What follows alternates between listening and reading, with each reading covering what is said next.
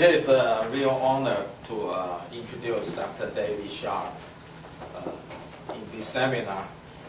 As you know, who is the original investigator to propose to study using rapamycin to see if rapamycin can prolong life.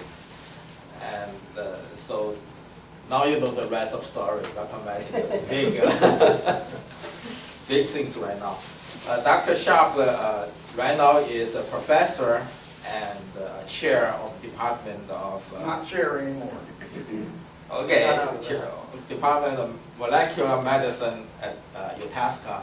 Also is a faculty member at the Bishop Center. He got his PhD from University of Arkansas in cell biology and human anatomy. Then he did his postdoc fellowship in Rice University. So last summer he gave us a very good review on how the rapamycin can prolong lifespan. Today we are very glad he is going to give another aspect of how preventing cancer to treat aging or vice versa. In the stage two. Okay, thank you. So rapamycin's been around a long time, and I'm a big fan of Richard Feynman, who messed up some of it for me. And Richard Feynman was a physicist, real smart guy, got Nobel Prize, and he always said that it took pleasure in looking at old things from a new perspective. So that's sort of the meaning of the rapamycin story. And today, as mentioned, we're going to talk about cancer and aging, which is a particular interest of mine. And this is actually a book that we contributed a chapter, myself, Carolina Levy, and Tyler Geriatric. If anybody's interested. So some of the stuff I'll say is in this particular book. So here's the old perspective on rapamycin. It's been around a long time. It was discovered in 1970 by pharmacologists, I believe, at HRSA, which was then in Montreal. And it's a macrocyclic lactone. And they found it in soil samples. Soil samples were rich in antibiotics, and they were looking for antibiotics, and they found this thing called rapamycin. And a friend of mine, Peter Houghton, who used to be at what place in Memphis, I can't think of it, St. Jude's, and he's now in Cincinnati. He said one time he was at a board meeting and there was a guy from Eric that came up and handed him a vial of stuff, white powder, and said, "Peter, this is really interesting stuff here." And so it turned out to be really interesting stuff. It's made by bacteria, and they apparently make it as chemical warfare against fungi. Okay, they secrete it into the soil, and it's actually a pretty good fungicide. And that's what HRSA originally was going to develop it as, and then they found out that it had immunosuppressive properties, and they switched over and started marketing it as sirolimus as an anti-rejection transplant drug. Okay? The anti-cancer properties of this drug were discovered in 1997, kind of ignored but picked up much later. And it's also used as an anti-restenosis drug in stems. So it's used clinically now in quite a few settings. So what I want to propose as a sort of a new perspective on this drug is that by chronically inhibiting the target of rapamycin, which I'll go through in a minute,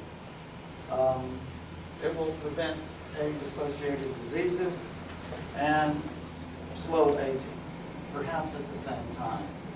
And that's quite a radical point of view from a medical perspective.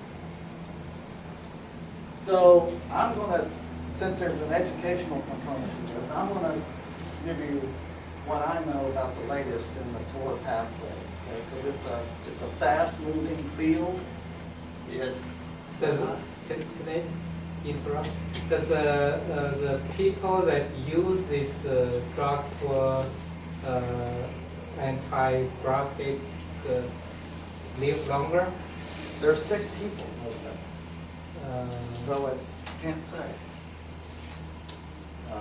It's an interesting question. We thought about looking at transplant patients and see if they have, improved health span, and they're pretty sick.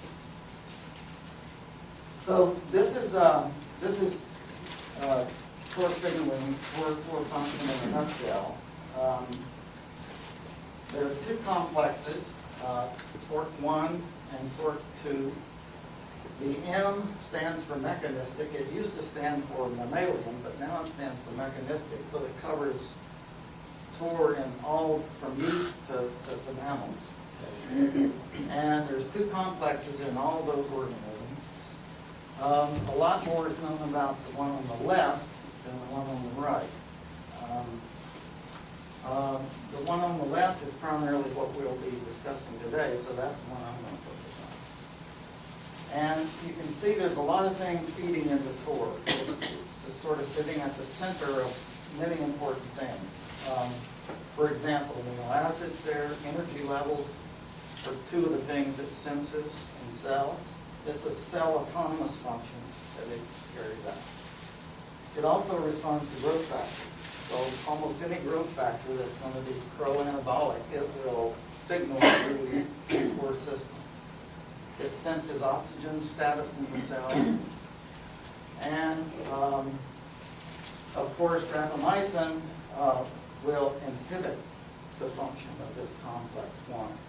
And it's not shown to inhibit torque 2 in the short term, but in long term it probably does, because the outputs from torque include macromolecular biosynthesis, which is proteins and lipids, and also pyrimidines now.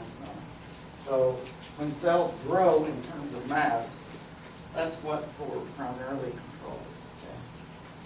Okay? It inhibits autophagy. It promotes cell cycle progression, because in order for cells to divide, they have to grow first. And somatic growth in organisms is also under probably the control of this. And Tyler always wants me to mention that it regulates immunity too. Very important. And I think T cells primarily. So these are the two complexes. They have some common components and some special and some specific components. So the common ones are the torque kinase itself, and I'll tell you more about it in just a second. And then for torque 1, the specific components are raptor and transport. Okay? And then for torque 2, the rector, MSIN, and protor that are the specific components. And those different components lend specific signaling outputs that this kinase promotes. Okay. So the torque kinase itself, which is in both complexes, is a big protein. It's the first cousin of ATM, you probably heard of, ATR, which are in DNA repair pathways, DNA-PK, and some others. But the mTOR kinase has a fat domain that regulates the kinase activity of the protein. That's right there. And then it has a C-terminal fat domain that regulates the actual kinase activity that the kinase has. The FRB domain is I'm going to sit down. Yes, please. The FRB domain is what binds phosphatidic acid. Turns out phosphatidic acid is, according to David Foster and some others, it's needed to stabilize the torque 1, torque 2 complex. So, and what rapamycin does, I'm sorry, how do I go back? Previous. What rapamycin does, in conjunction with its binding part protein called FKBB12, will compete with phosphatidic acid for binding. So what rapamycin apparently is doing is destabilizing this complex through some allosteric inhibition properties.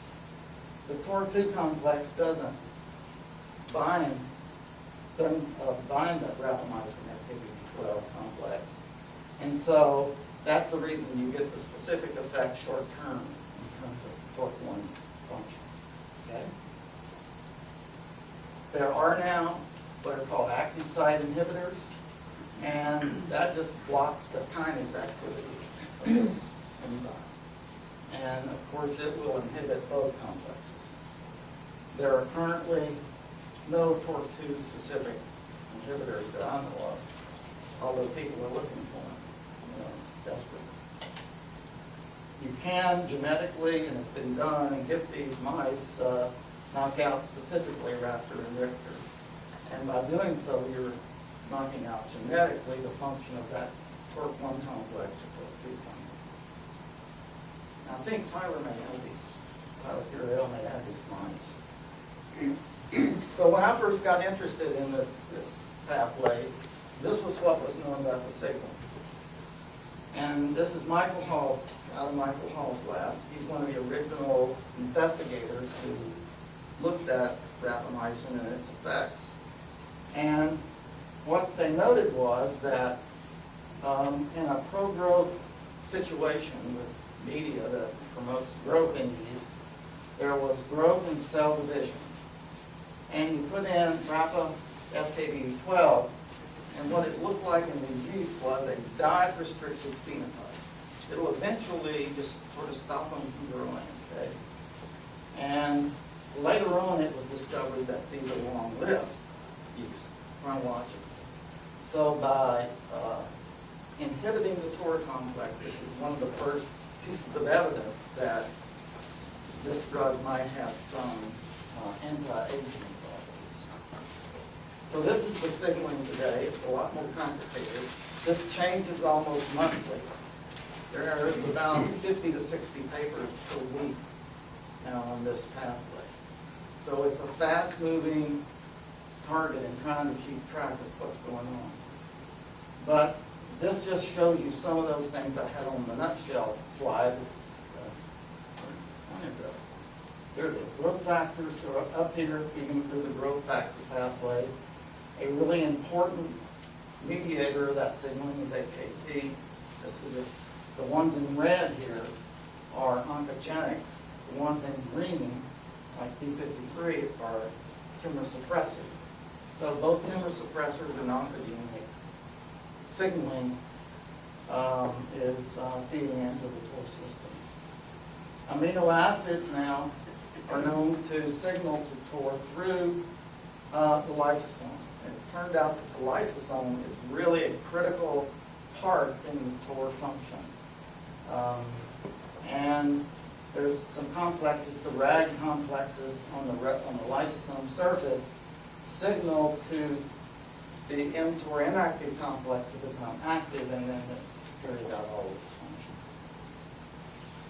function. Michael Hall has found that ribosomes bind to TOR2 complex. That's not understood why that is important. The other thing is stress. On the other one, I didn't mention it, but stress, almost any kind of stress will signal into the system to inhibit it. Okay? And what's mentioned here is hypoxia, for example, will inhibit it, the red complex, and then something called the tuberous sclerosis complex. And tuberous sclerosis, when it's mutated, results in this tumor phenotype, and people get these sarcoma, right this. Anyway, they're sort of benign big tumors that can be very bad in bad ways. Energy probably signals through AMPK. That's another very famous now and important mediator of TOR function. And that's looking at the AMP-ATP ratio to do that.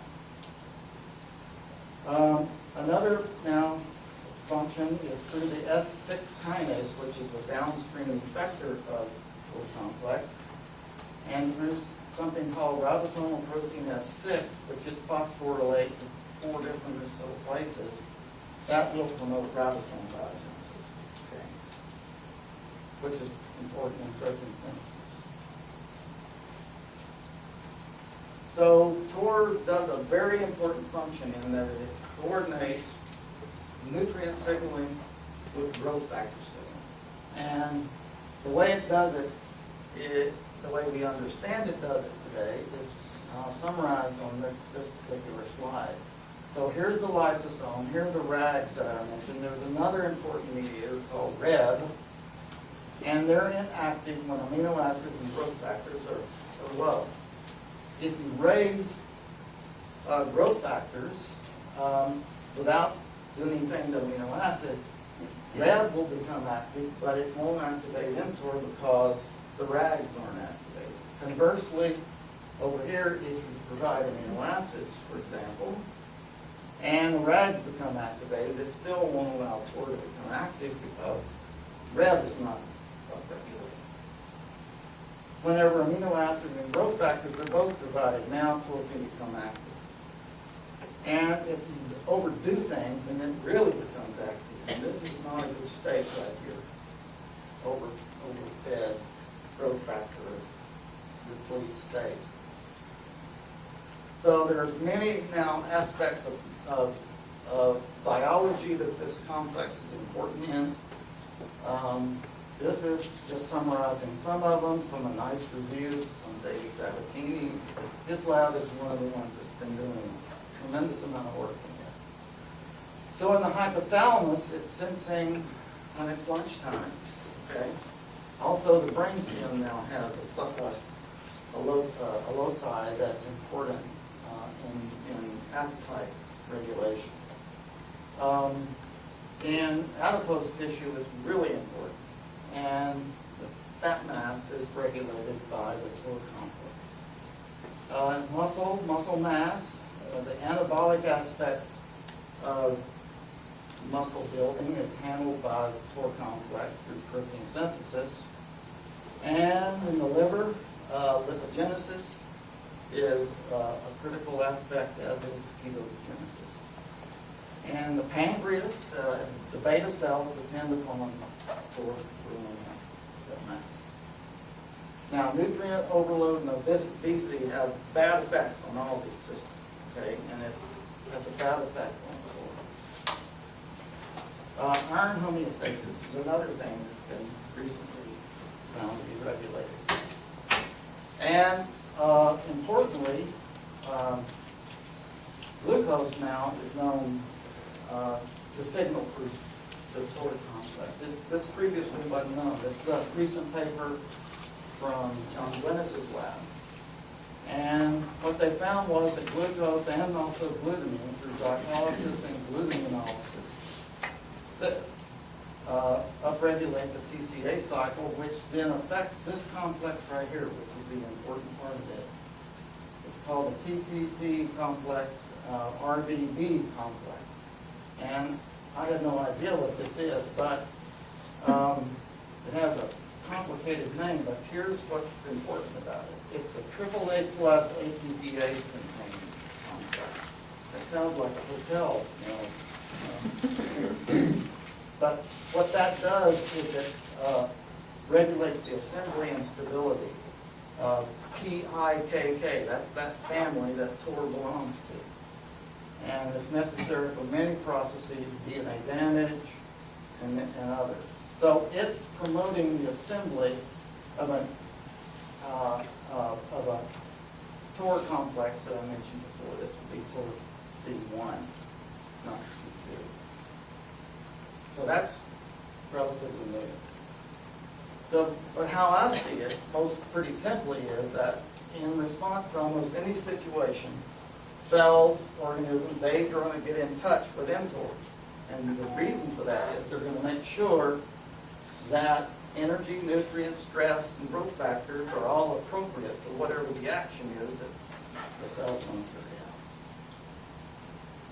out. Now, one of the things that's been longest studied about TOR, if you remember on that simple signaling slide, they had protein synthesis. It's known for some time that TOR was somehow involved in it, and this is how it functions. So It regulates what's called cap-dependent translation. And I mentioned ribosome biosynthesis, and it will also regulate pyrimidine biosynthesis. And so cap-dependent translation has to do with the fact that most messenger RNAs, about 80 to 90% of them, are translated in a cap-dependent fashion. This is the cap, it's 7-methyl-GTP that's on the 5' end of a messenger RNA. And they're the binding protein, EIF4E. And that protein binds avidly to the cap and would ordinarily, under regular conditions, promote protein synthesis. But if things aren't good, it will inhibit it by a protein called 4EBP. So this is a repressor of cap-dependent translation. And when TOR becomes active, it phosphorylates 4EBP. It comes off, and now it assembles what's called the EIF4F complex, which is an initiation complex for cap-dependent translation. And a feature of messenger RNAs is a complex 5' untranslated region. So that's signified by that little hairpin thing there. And the more of this complexity in structure, the more cap-dependent is needed, because 4A there is an RNA helicase, and it'll unwind those things so that it can scan for the initiating codon in that messenger RNA. Once that happens, you get this complex assembled, and poly-A binding protein will circularize this RNA and form the 48S subunit of the ribosome for cap-dependent translation. Okay, so that's a really important function of this protein carrier. I mentioned RPS6 earlier. Now, recently, pyrimidine biosynthesis is now regulated. CAD is a one particular enzyme that has 3 different functions in cells. The C stands for carbonyl something, A stands for another one, and D stands for dihydroxyurease or something like that. Bottom line is that's a very important enzyme in pyrimidine biosynthesis, and S6 kinase through TOR regulates that. So, the next thing to figure out is the purine biosynthesis regulated by this complex.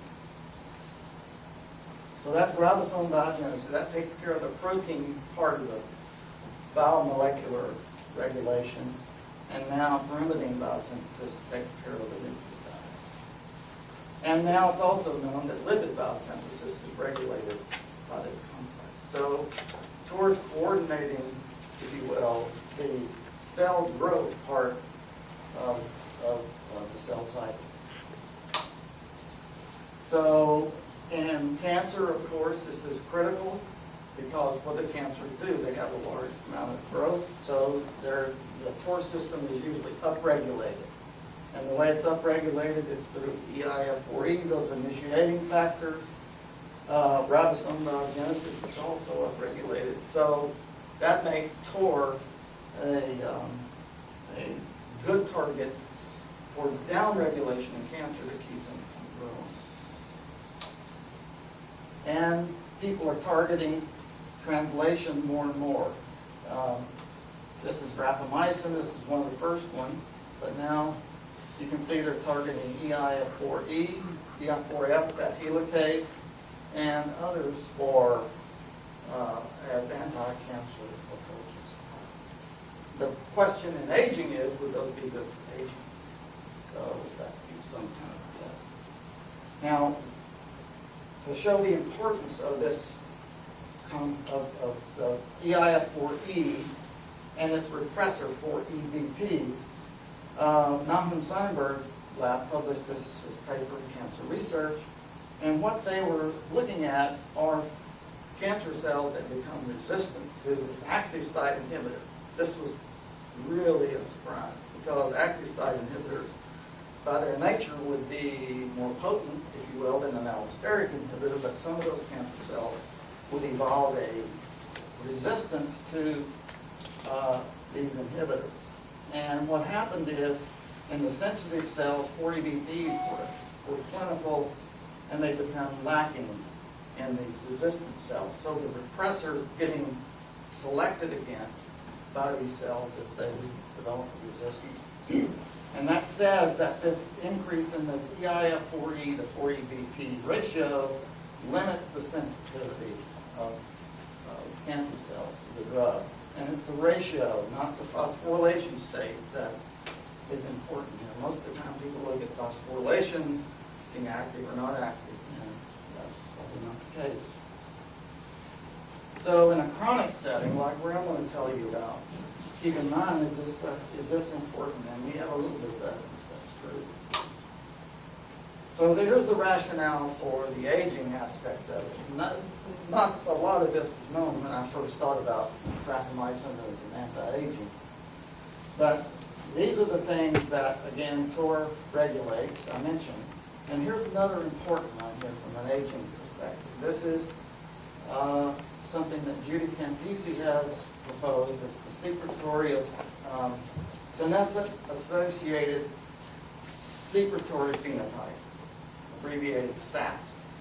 And her idea is that when cells become senescent, they develop this secretory phenotype and pump all these bad things out into the microenvironment around them, and that promotes inappropriate cell growth and damage and so forth.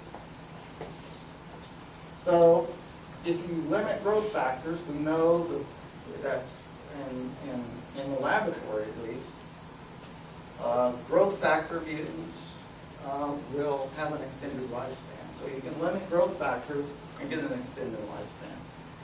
It's also been known for a long time that by limiting diet, which affects the energy levels, amino acids, which feed into it, you'll get an extended lifespan.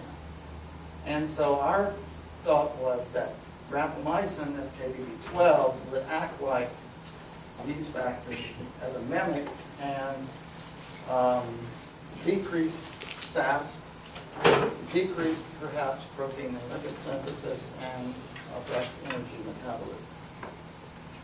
And so I proposed this in 2004. This is from the NIA website, the Intervention Testing Program. And it was accepted in 2005. And Randy Strong and I, Randy he's one of the ITP investigators that has a local testing site here. And so we were kind of in charge of developing rapamycin for their intervention. And we had to feed it to the mice because it's not soluble in water. And so that was one of the first ones accepted. And we began to study. Oops. Sorry. So there's now another trial, and I'll show you the results from that one. There's another trial that was started, and the previous one started at 20 months. This one of age. This one started at 9 months.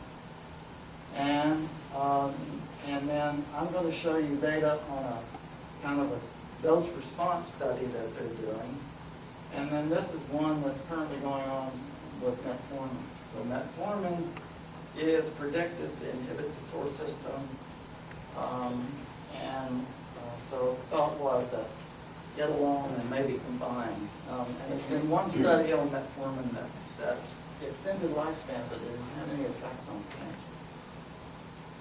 So these are the guys that did it. Randy I mentioned, Rich Miller and David Harrison, the other two site investigators. And I remember the emails because Randy was developing what turned out to be a really important aspect of this particular drug. It was unstable in food, and Randy sought a way to make it stable in food. And he did that by going to the Southwest Research Institute, and they microencapsulated it in something called Geriatrics 100. Geriatrics 100 was recommended because it helps the drug pass through the stomach and gets released in the intestinal tract. For humans, it's directed to the colon.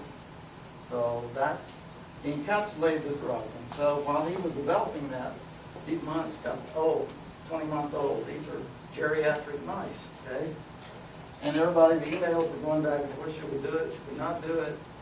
And people said, and I think it was Dave Harrison, he said, well, if it worked, it'd be really great. Because that would mean you didn't have to start at a young age to affect aging. The other aspect is that these are genetically heterogeneous mice they're testing. They're four-way cross mice developed by Rich Miller. The dose that we started with that Randy and I figured out was in the food, it's 14 parts per million in the food. And that gives you about, for a mouse that eats a normal amount would be around 2 milligrams per kilogram per day. And the blood levels that we were seeing at that were around 10 to nanograms per mil twice. So that was in the therapeutic range that people had seen. And so this is the paper that got everybody going. And I always add maximum up here. Because to achieve maximum lifespan extension, unlike median lifespan extension, what you're doing is you're inhibiting and preventing maybe all competing causes of mortality. Cancer, you name it, in order to get that. And both of these trials demonstrated that when the drug was started at 600 days of age. And so it worked both in females and males. That was another first. No other drug has ever worked that good in both sexes. Pretty common for a drug to extend the lifespan in a male or female. So the next question was starting earlier health, and the answer was it gave about the same extension of lifespan. Maybe females were better, but it wasn't statistically better, although it was noted. And that's sort of a common thing. It looks like rapamycin in the normal conditions will benefit females more than males. Again, it was maximum lifespan. And so the next question was, is that 14 parts per million, is that optimal? And so that I mentioned the dose response study. And so this is ITP head mice that we analyzed for ribosomal protein S6. Remember, it's a real important indicator of rapamycin inhibiting the core complex. And in adipose, we see a robust dose response decrease in the ratio of phosphorylated RPS6 to RPS6. So that means it's downregulating RPS6, which suggests that maybe ribosome biogenesis is affected by these treatments. Liver also had a reduction. Muscle, a robust reduction. Some of these, when I converted this, just talk some of the numbers down. Kidney also, and in adipose, we're also seeing a trend toward a decrease in RPS6. So that'd be another indication that ribosome biogenesis is going down, because that's one of the proteins that's in a ribosome. In liver, there's just a significant decrease. So what will that do to lifespan? And I don't have, this is the last curve, that interim curve. I think the paper's getting ready to be published now. And so this is control diet, you graduate alone. This is, in females, the low dose, which is 4.2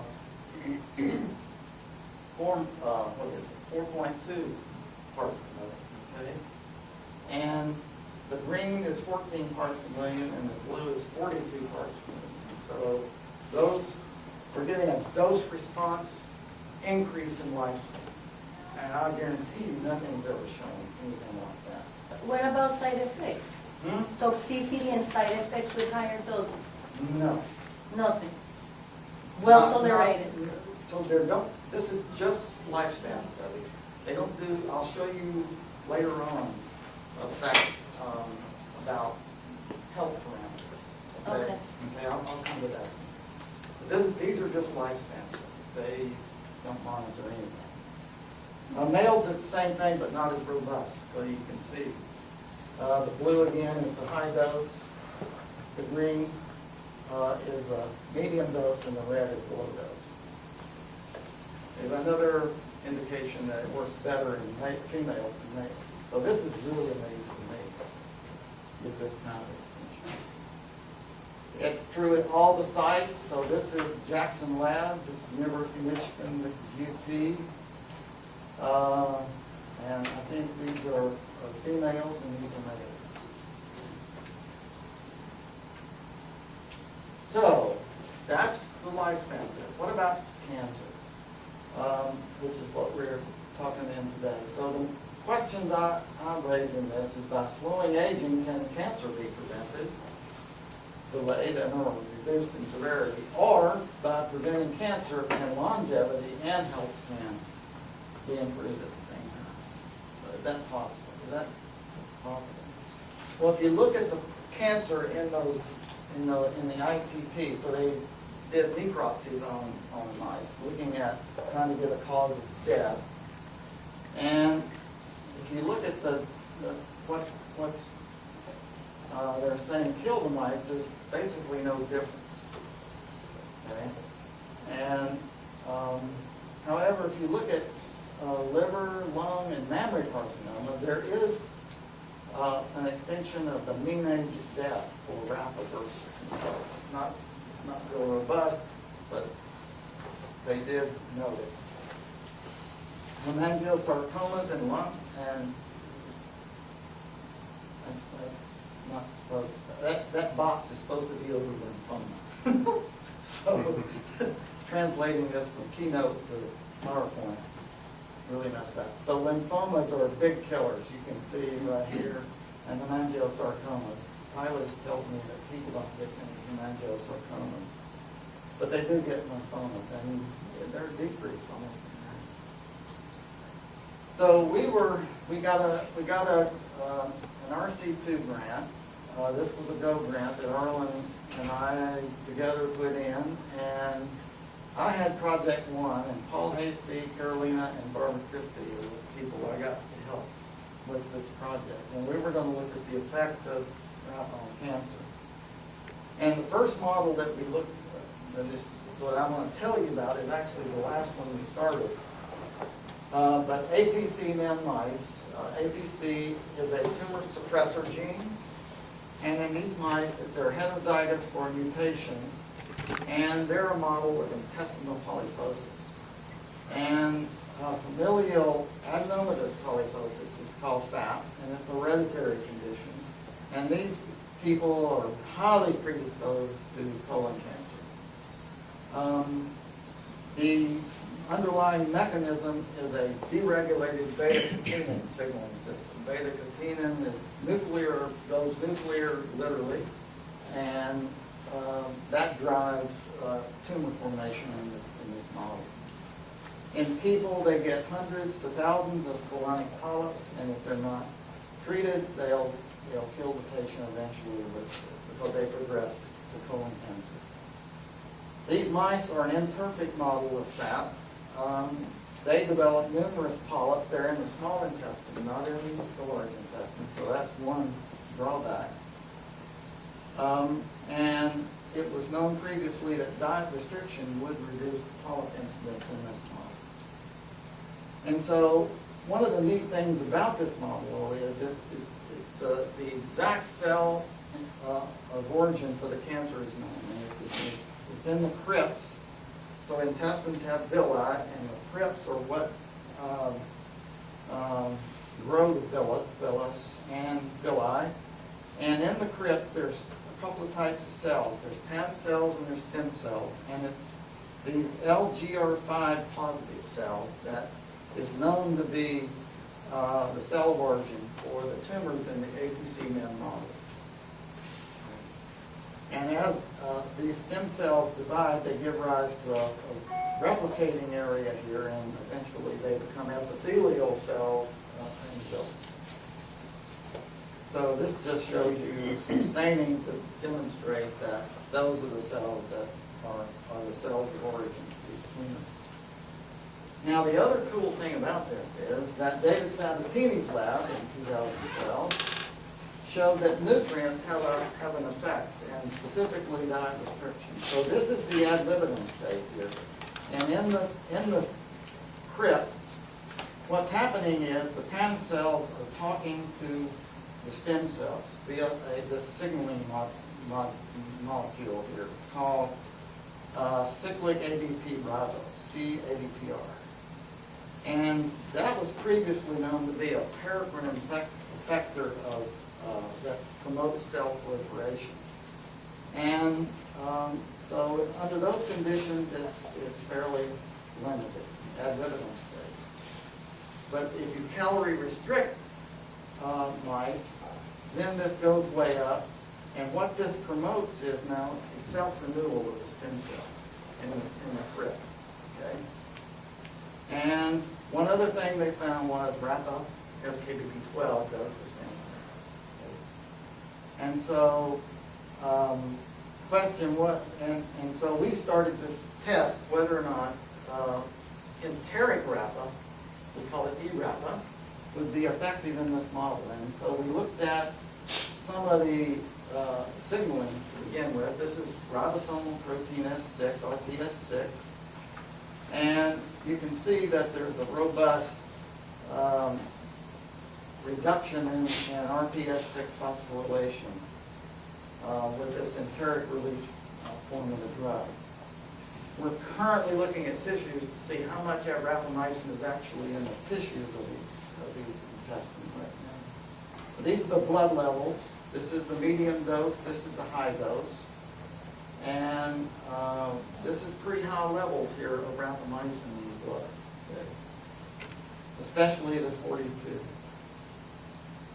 So the question is, would this be effective in the APC-MEN model? And the answer is it's amazingly effective. Okay? So this is, we didn't have a lot of money. These mice are expensive. We didn't have a 93 on the bottom. And so the GO grant, and so we got 15 mice, 5 on control, 5 on the medium dose, and 5 on the high dose. And you can see here the short lifespan of those on control. This is ordinarily how long these mice live. They develop anemia, and that's actually probably what contributes to their death. The medium dose live this long, and this gray area here, this is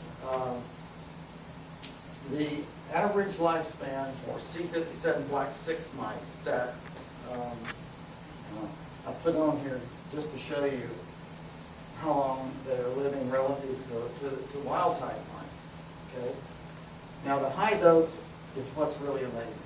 So this means that one of these mice lived as long as the longest mice, and now we still have one mouse that hasn't died. So 3 of these mice are going to live longer than the normal lifespan of a C57 black 6 mile.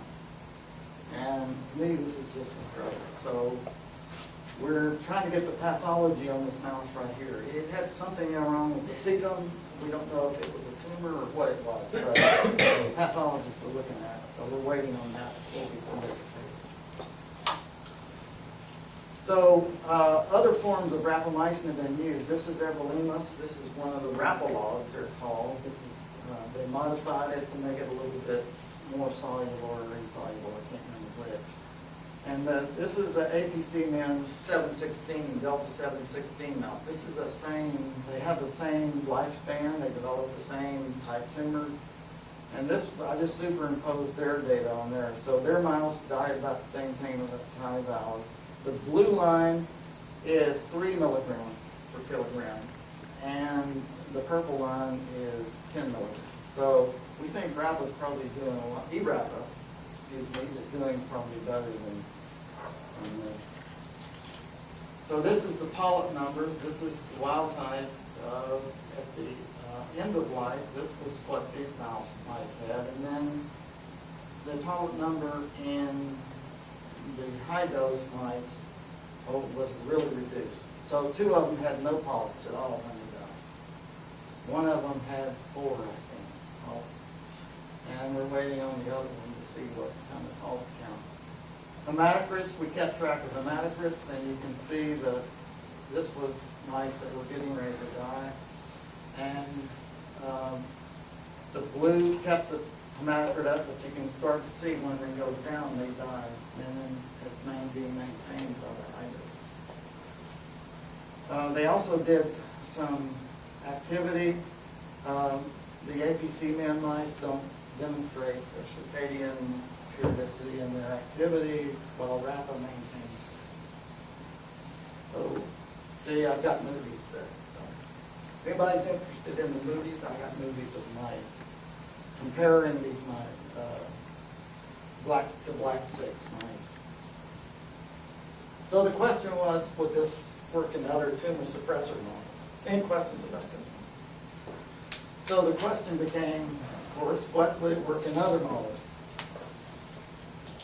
And the other one we looked at is RB. Now, a lot of people don't know about this model, so I'm going to explain it a little bit. How are we going on time? Am I going too long? 7 minutes. I got started a little late. Yeah, you cut. So this is the retinoblastoma. This is a prototypical tumor suppressor. It's a cell cycle and cell differentiation regulator.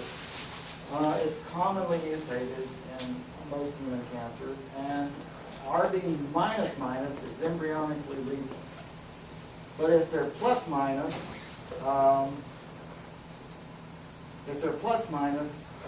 like this, they have a synchronous development of neuroendocrine type tumors. We're calling NETs. And this would be, in this particular model, pituitary, thyroid, and adrenal tumors. It's 100% penetrant. They have a short lifespan of about a year, which meant we could study them in the 2 years that the GOAT grant. And so these tumors develop this way. And a good friend of mine, Alex Nicodem, is the one that worked all this out with microdissection before there was laser capture microdissection. So in the pituitary, for example, this would be in the mouse in the intermediate pituitary, and these would be melanotropic cells that this happens in frequently, although it happens in other kinds of cells. There's a loss of the last good copy of RB. A reason nobody knows, but for some reason that happens. And about 3 months, you see the red cells there are starting to grow. He called them atypical proliferate because the cells look different than the surrounding cells. And eventually, in the thyroid, for example, where the same thing happens, it's just another C cell type, they will metastasize to the lung. And in our model, we also found some adrenal metastases of these cells, C cells. So would E-Rapa work? Well, amazing, yes, again. So this is females and males.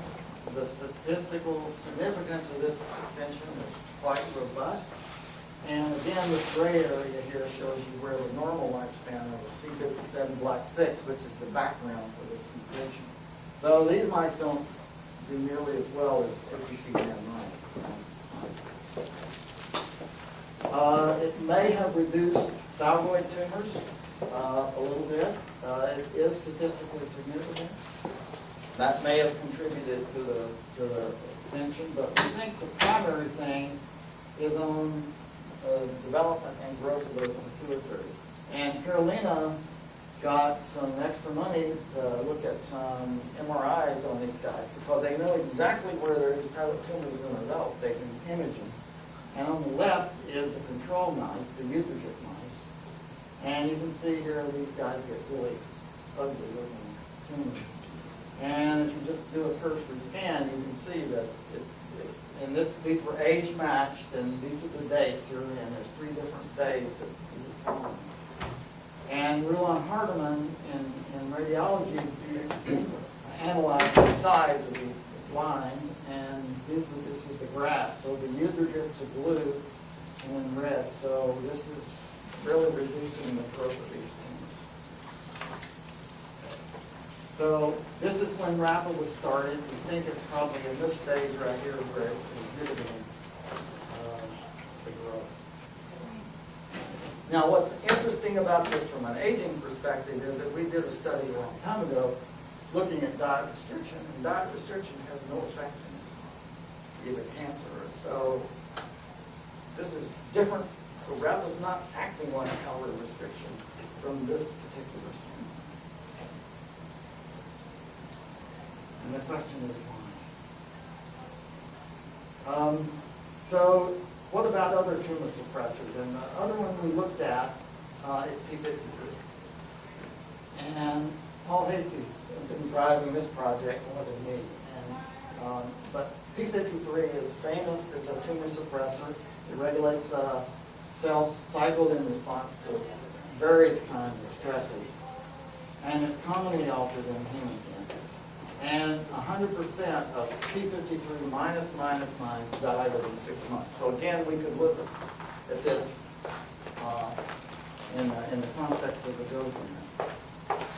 And this is complicated. These are Paul's graphs.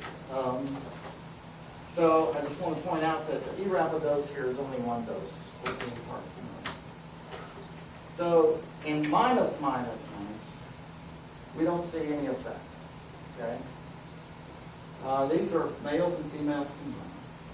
If now, and I remember when we were planning these experiments, I said, well, we just look at minus, we don't need to look at plus, minus. And Paul said, no, we should look at plus, minus, just in case minus don't work. And sure enough, that was prescient because it didn't work. And you never know the reason it didn't work. So in plus minus, there's a small difference that is significant. But whenever you put both copies of P53 back in, now you start to see a robust, like you would expect in a wild type mouse, extension of lifespan. So there's a bigger difference. And we still have 2 mice that are still alive on this particular thing. So one interpretation of this is that P53 gene dose influences the ability of E-Rapa to extend lifespan. Okay, that's Randy always reminds us that a higher dose may have worked also. So if we want to know the answer to this question, we'll need to do some more studies. But I don't know if anybody's going to pay us to do that. There is a sex difference. I won't show you all the graphs, but I think it's really interesting, and that is that P53 plus minus males respond better than females. And that's obviously what I've been telling you, right? But when you put the other copy of P53 back in, now it becomes males. So there's a sex effect. And we're working this paper out right now to do that. And there's also a grant. Now this is different for the minus. It's different than diet restriction again. Diet restriction robustly increased the lifespan of minus males. Like this graph right here compared to that. This was done by Steve Hursting's lab in Austin. So again, Rapa may be a mimic of calorie restriction, but it's not a total. So this is now, other people have looked at P53 minus, and this is from the Lagoswani group, and they they developed another formulation of rapamycin. They call it Rapatar.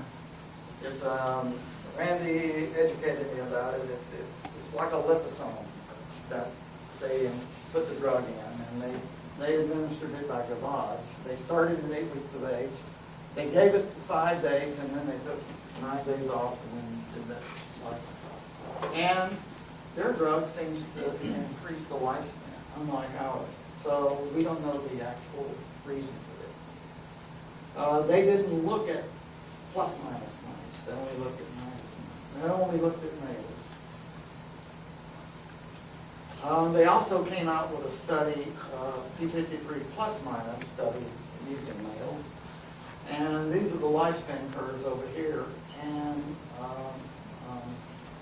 rapamycin, I'm sorry, this was, I think they use sirolimus in their studies on this one. But it was dissolved in ethanol and fed in the drinking water. I didn't know you could do that. And they do see an extension like we do. So that particular part of their work is in agreement with ours. The question we wonder is why they didn't do minus here. So I sort of suspect something's going on with that rapid. So our data suggests that ERAPA-mediated lifespan depends on the P53 dose, or maybe a higher dose. And it also suggests that diet restriction and direct mTOR1 inhibition are not identical in their effects on it. And that's similar to our paper on RD, and it's also similar to response. So what could be the mechanism on this P53? Well, Paul and Marco De Maria and Judy Campisi's lab have got together in collaboration, and they have evidence that P53 suppresses SASP. Remember, I mentioned a while ago that TOR regulates SASP. And RAPA reduces SASP to a lower level, and P53 replete cells compared to P53 deficient cells. So it may be that in terms of that senescence-associated phenotype, perhaps RAPA works better when P53 is around. And that may be part of the answer of why you can have what is a gene dose effect. So in the bigger picture thing now, we're in the APC men model, we think we're probably in this part of the big picture when it comes to cancer. Maybe the RB model's here. I'm not sure where the P53 model is. Probably up here too. We're definitely in the cancer prevention range of these type studies. And we haven't done hardly any work in this cancer treatment. But we've been focused on and what you see here is the survival curves out here. We think we're getting some of this and also some of this, based on the RB. So I think rapamycin may be a first-in-class cancer-preventive agent. And that's what I'm proposing in our grants anyway.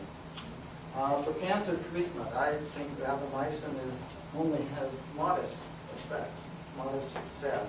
It seems to be best when it's combined with something else, like with the aromatase inhibitor studies in breast cancer has shown to have strong effect. Although I'm sure that Peter believes that. So we believe it might be best as a cancer prevention.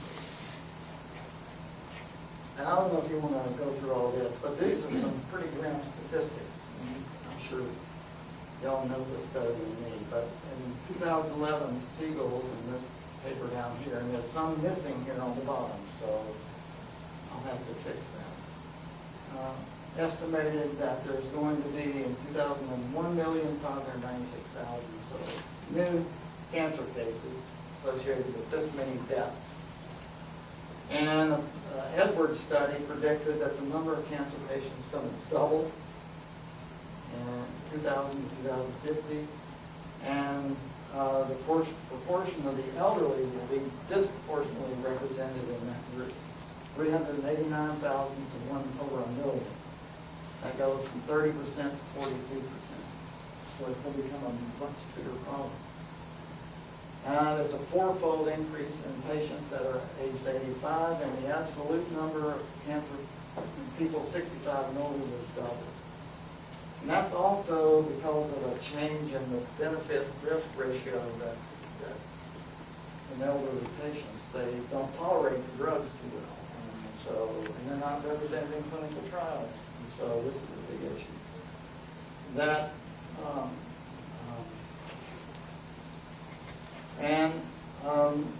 increased longevity equals expanded morbidity. That's been now in several newspaper articles. This one is from the Washington Post. New burden disease. The lifespan expectancy for men is 75, and I've just this morning been up to 78 or 9. And the healthy years is 65. Women, they live longer, and they just upped this one to 82, I think. Depends on where you live in the United States and the healthy years. The Wall Street Journal published this yesterday. So what can we do about all that? The compounding factor is the baby boomers are less healthy.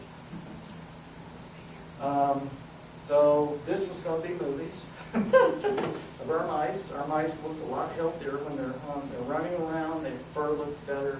They look younger. They were all the same age. I think it's stuck.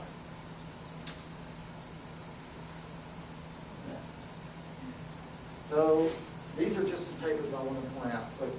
So in terms of the effect on, I think someone asked a question about side effects. So this is the ITP. They looked at the heterogeneous mice, genetically heterogeneous mice, and they recently published a paper, and the title is Rapamycin Slows Aging. Now that's and they used a whole bunch of measures, and I would disappoint you with this paper. From our group here, Kate Fisher and Steve and Arlen and a lot of other people got together on this paper. And this is looking specifically at C57 Black 6. Extend life and health. Okay, so they're starting to look at very closely about what effects this drug is having on the actual health. And that's important because in aging, I think it's one of the goals is not to have people sitting in nursing homes, bedridden, keep them active. These papers look at cognition. This is Salvo Lodo, who unfortunately left to go to somewhere. I can't remember where. He looked at its effects in Alzheimer's. Veronica Galvan published 2 papers, one on a model for Alzheimer's. Alzheimer's is, of course, a very important age-related disease. And then she also published this paper. This is just normal mice, and it improved the cognition on normal mice.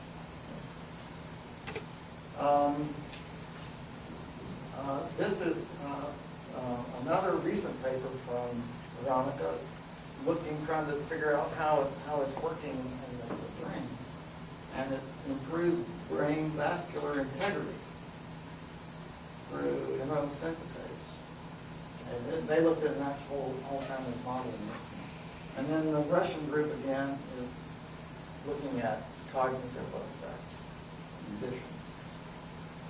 So the question I just would leave you with is, will this chronic inhibition prevent cancer and other age-related illnesses to compress age-related morbidity? And with that, I'll just mention the ITP again. I mentioned Nancy Nadon runs that program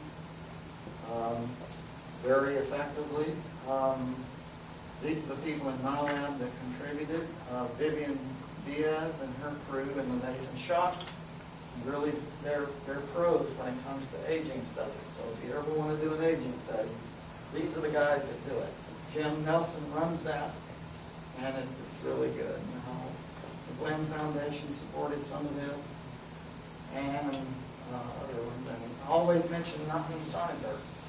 And the reason is because about in 1998, I asked him would it be crazy to propose that Rapamycin extend lifespan. He said no, and he's really a smart guy. And of course the bar shop people. So thank you. Great. Yeah, we have all We the need fellows. to- yeah. I just wanted to do an announcement on August 8th. Dr. Arlan Richardson is speaking and they had topics in geriatrics to do a follow-up on this topic in rapamycin in humans and what we're doing here at the VA to give rapamycin in humans. So please put it in your calendars and Dr. Sharp, you're invited to join Dr. Richardson Oh, good, to okay, continue the dialogue. Yeah, right. August 8th. In this room? Yeah, this Okay. room, it's the same time, it's part of Grand Rounds, it's every other month, but August 8th, we will continue the dialogue in humans and ethical implications in aging. And everyone in this room should have signed in, and I'll be sending everyone a evaluation today to elevate the speaker and the conference, so appreciate it, thank you. Hi, how are you?